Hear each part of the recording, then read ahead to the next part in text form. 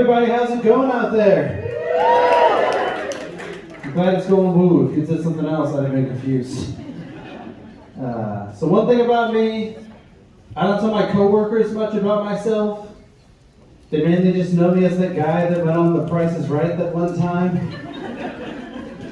My friends mainly know me as that guy that lies to his coworkers. Some of you were like, ooh, he's going to talk about me and Drew Carey. No, fuck you, misdirection. There's a group of people on the internet I think are hilarious, and they're men's rights activists. Not even halfway through the setup, already funny. And they call themselves meninists. My favorite thing about men's rights activists to call themselves meninists is that means they think the opposite of feminine is meninin.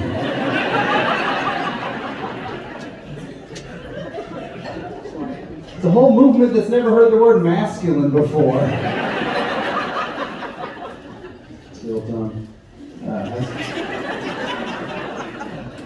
I was hosting a show at a comedy club a while ago, and I got off stage and I went to the bathroom. And a couple minutes later, an audience member came in, and he tried to open the stall door, and then he said, "Oops, didn't realize anyone was in there. By the way, good set tonight." So did he just look at me through the crack and then tell me he did it?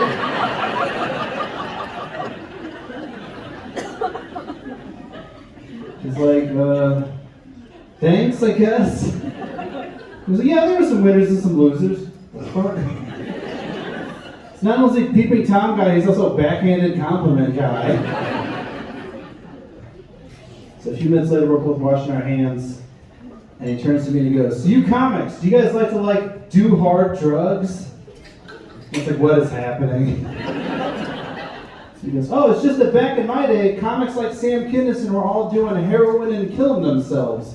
Why don't you guys do that anymore?" It's like, kill ourselves, we do sometimes. Read the news. So I realized he was the guy sitting in the front row and he was vaping so much I felt like an NBA player being introduced.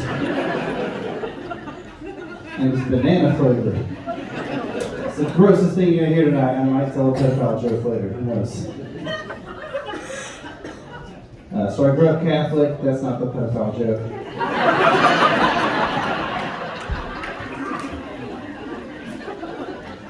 But one cool thing about Catholicism is more than other types of Christianity, it's like a book club. Because none of us actually read the Bible. We still showed up for wine and snacks.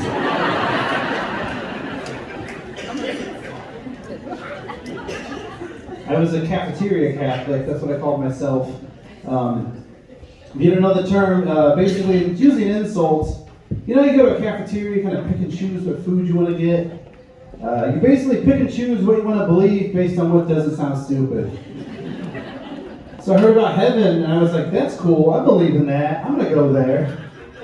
And then I learned about hell, I was like, boo, disagree, not real. And then I learned about the priest-child sex abuse scandal, and I was like, well, I believe that one. I guess we're done here.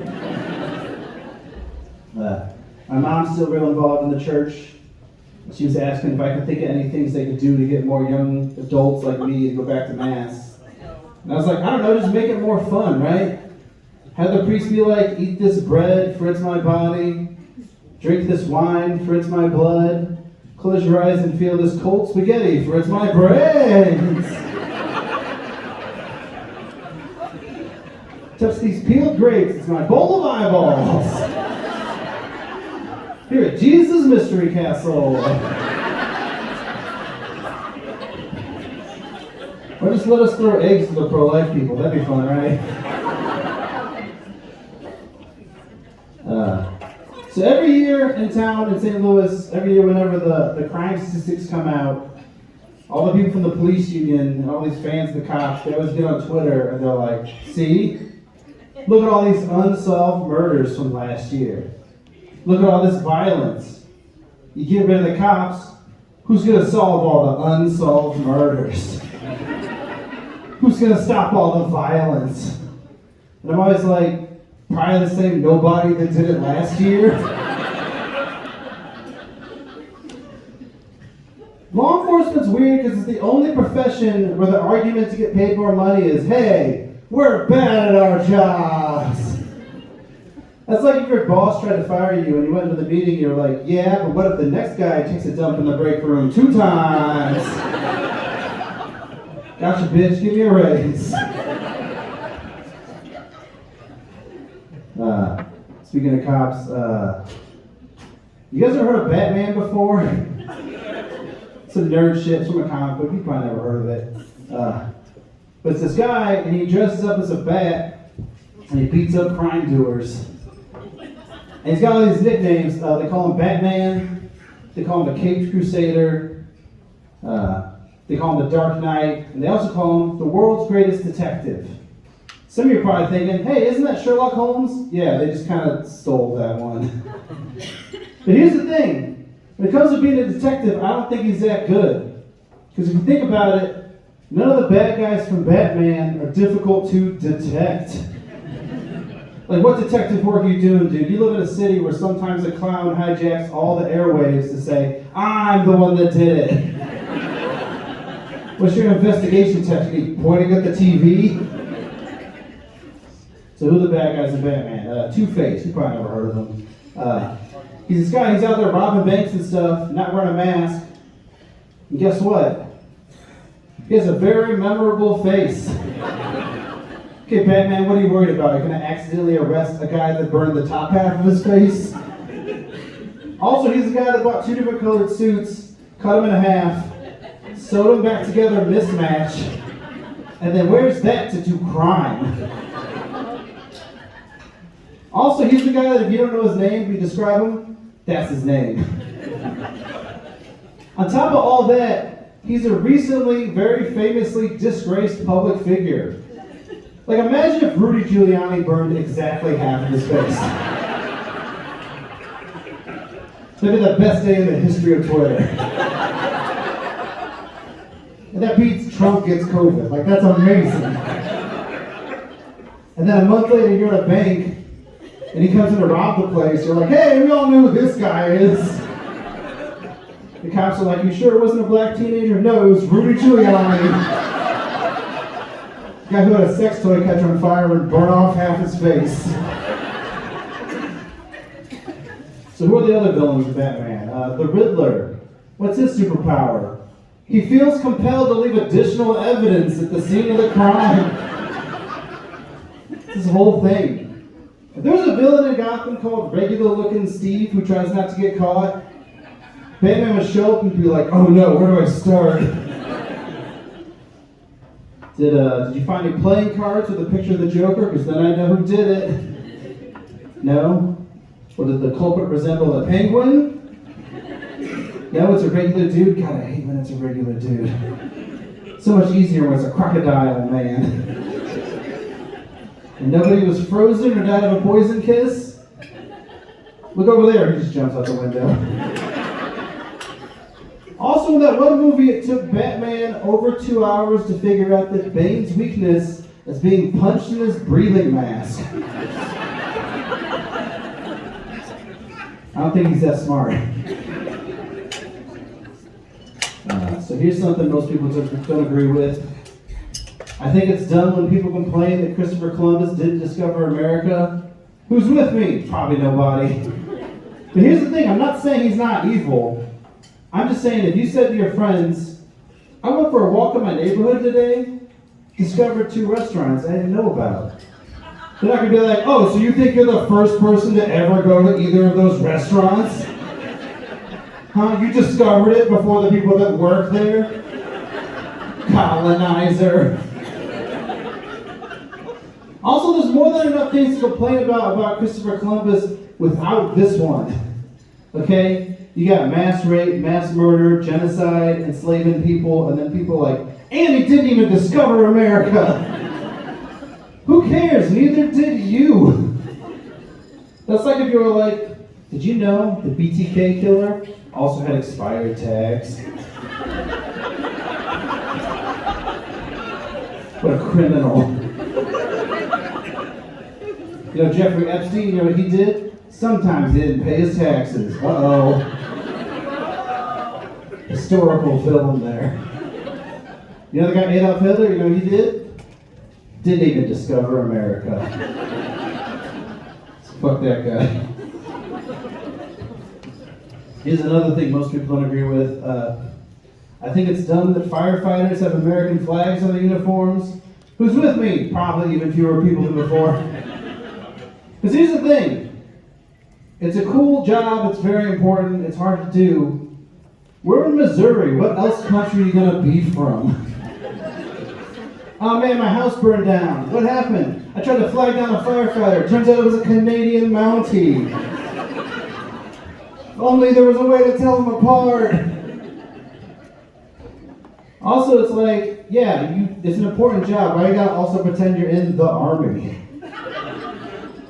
Like, you don't work for the United States of America. You work for Special Tax District 13, Emergency Services, serving fentanyl in parts of unincorporated St. Louis County. Just put that in your shirt, right? Nothing to be ashamed of. And I know what some of you are probably thinking, because people have yelled this out before. What about 9/11? Yeah, I know. Some firefighters died on 9/11, and that's very sad. But way more finance guys died on 9/11 than firefighters. Did you ever think about that? We never talk about them. They were the target of the attack. Is it because they're evil? I don't know. Like, I've never heard of a finance guy ironing a patch into his Brooks Brothers jacket. Give it up to my bro, he's doing spreadsheets that day.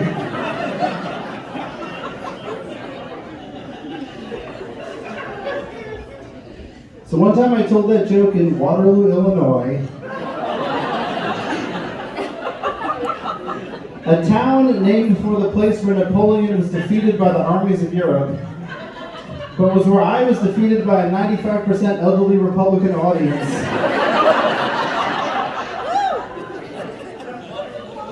Lady in the crowd literally yelled out, "Next!"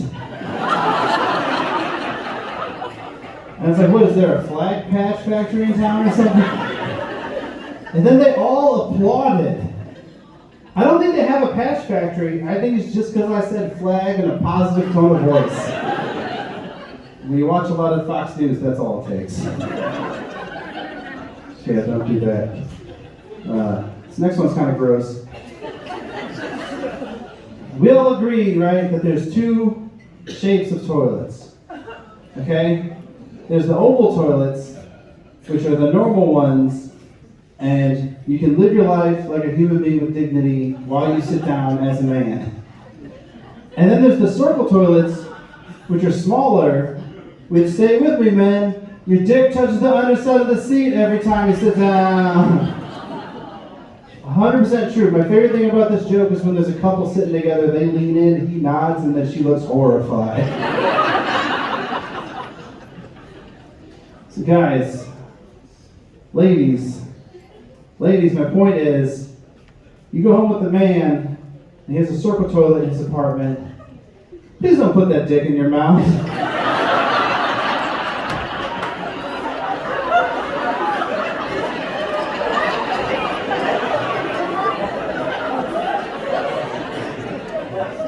I gave you all the clues and they're always still surprised. Okay. Because I say you don't know where it's been, you know where it might have been. Like, you go to a restaurant and the menu's like, we have excellent steaks, asterisk. Food and Drug Administration says steak might have touched the toilet. Go somewhere else. Don't just hope it took a shower since then. This joke is just a PSA. And that stands for Penis Sanitation Advisory. I told this one time, a group of women came up to me after the show, and they showed me that they all texted their boyfriends and fiancés, who all said, unfortunately, yes. And they were like, well, I guess that we know what you're talking about. There's those ones you can't not touch with your hands when you're wiping, and that's like a little gross. I was like, it's more than a little gross for me. Because if you walk into the bathroom, it's not weird to see someone at the sink washing their hands.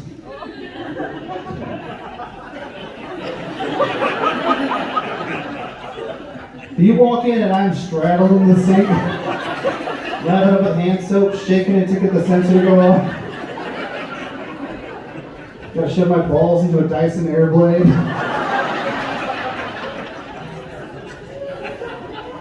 Pretty sure that's frowned upon. So back when I was in high school, one of my friends got a job at a movie theater. This was about 2004. And he was telling me about things he learned about people that go to movies. And he goes, oh yeah, I learned a new racial stereotype. And I was like, uh-oh. Not something you ever would hear a friend say. I was like, what is it? He goes, yeah, the only people that ever order nachos at the movie theater, 100% of the time, always black. And that made me really uncomfortable. But then every white person I mentioned it to said, wait, they have nachos at the movie theater? So guys, it's true, but it's not black people's fault. Everybody likes nachos. They're the only ones that read the menu. This joke is technically critical race theory. Can't tell it at a school in Missouri, I'll get arrested. I was doing some shows down in Northwest Arkansas, and I was looking up cheap hotels because comedy doesn't pay that well. And I was looking at the reviews because no one has enough staff nowadays. You've got to look at the reviews or it can be bad. And one of them had a bunch of one-star reviews a couple days before that, all at the same time, all about an ant infestation. So I'm definitely not going there. But then I thought about it too hard, and I was like, this feels like a prank that another hotel could do, right? Because I'm an idiot. But then I saw a 4-star review out of 5 that said, had a nice trip, pretty good time, though there were a lot of ants. I asked the front desk, they gave me a spray, smelled pretty bad, kind of helped. 4 stars. It's like, thanks, Mr. Easy to Please. I'm definitely not going to this hotel now. Then I was like, how do you get a negative review out of this guy, right? He's like, oh man, took a nice trip down to Cincinnati. Things were going well until the hotel burned to the ground. They said I'd get a refund as soon as insurance comes in. 3 stars. Took a fun little trip to Indianapolis. The room was very comfortable. The concierge did murder my son, though. Free parking all weekend as a result. 2.5 stars. I don't know how this happened or why the hotel's at fault, but the earth just crashed into the sun. I don't know who will read this or how I'm writing it, as we're all dead. 5 stars. That joke just kind of ended. I don't know. So I was at a bar a while ago, and I sat down, and there was a tiny piece of glass on the stool, and it went through my jeans, and it cut my butt cheek a little. Don't worry, I'm fine. And then I went to the bathroom to make sure I was doing okay a few minutes later, and there's normally nobody in this bathroom, so I didn't even look up. I immediately reached my hand down my pants, pulled it out, looked at it, and went, oh, good. I look up, there's like 7 guys waiting to the urinal. Looking right at me like, what the fuck? So you know how sometimes you mutter excuse to yourself, but like loud enough for them to hear it? Like you push on a door and you realize it says pull, you're like, that door gets stuck every time, right guys? I tried to do that, except what I said was, just checking to make sure my butt's not still bleeding. Because it was earlier. And then I left. Hey everybody, you guys are super fun. My name's Jeremy. You can host that right here.